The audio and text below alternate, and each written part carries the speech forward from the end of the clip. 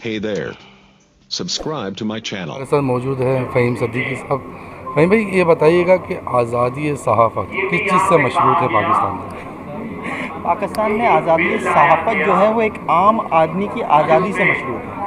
ایک عام آدمی جس کا یہ رائٹ ہے کہ خبر اس تک پہنچے, اور اگر آپ آزادی صحافت چھین لیں گے تو اس شخص کا وہ رائٹ اصل میں آپ چھین لیں گے.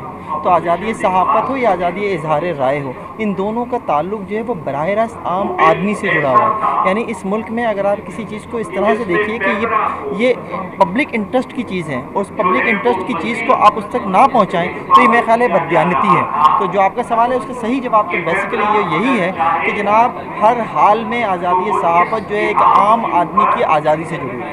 اچھا, دوسرا اسی سوال کے ساتھ میں ایک اور سوال کرتا ہوں آپ سے کہ ہمارے یہاں ابھی جو حالیہ ہم نے دیکھا ہے کچھ مدت سے کہ صحافی آزاد ہی اس وقت ہوتا ہے جب وہ بے روزگار ہوتا ہے.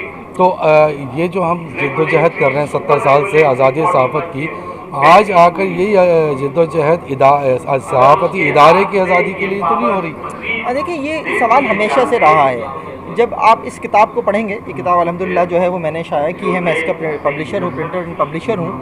اس کتاب کو اگر آپ پڑھیں گے تو آپ کو یہ بات پتہ چلے گی کہ اس کتاب کا جو عنوان ہے انگلش میں, کچھ لوگوں نے کہا کہ اس کو لے آف سے لیشز کیوں رکھا گیا, اسے لیشز ٹو لے آف ہونا چاہیے تھا, یعنی کوڑوں سے برطرفیوں تک. کچھ لوگ یہ سمجھتے ہیں کہ برطرفیاں صرف آج ہو رہی ہیں, لیکن اگر آپ پی ایف یو جے کی تاریخ پڑھیں یا اس ملک کی تاریخ پڑھیں تو آپ کو 1954 میں بھی جو ہے آپ کو جبری برطرفیاں ملیں گی, آپ کو اس کے بعد بھی مختلف وقتوں میں جبری برطرفیاں ملیں گی. اور جب یہ واقعات ہوئے ہیں, جب پی ایف یو جے نے اس کے اوپر آواز اٹھائی ہے, اور وہ آواز صحافیوں کے لیے تھی, وہ آواز کسی بھی طرح سے اخباری مالکان کے لیے نہیں تھی.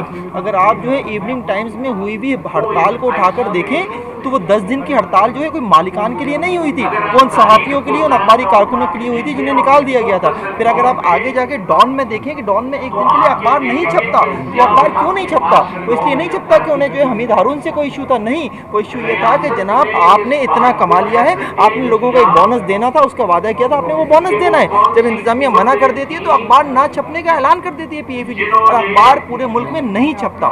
تو جب یہ سچویشن ہو تو اس کے بعد آج یہ کہنا کہ جناب یہ جو کچھ بھی ہے, یہ جو بھی جنگ ہے, یہ جو بھی جدوجہد ہے, یہ مالکان کے لیے, قطعاً مالکان کے لیے نہیں ہے.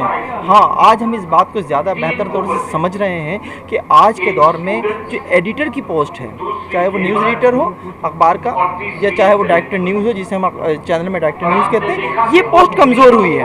اس کے کمزور ہونے کی وجہ سے مالک مضبوط ہوا ہے.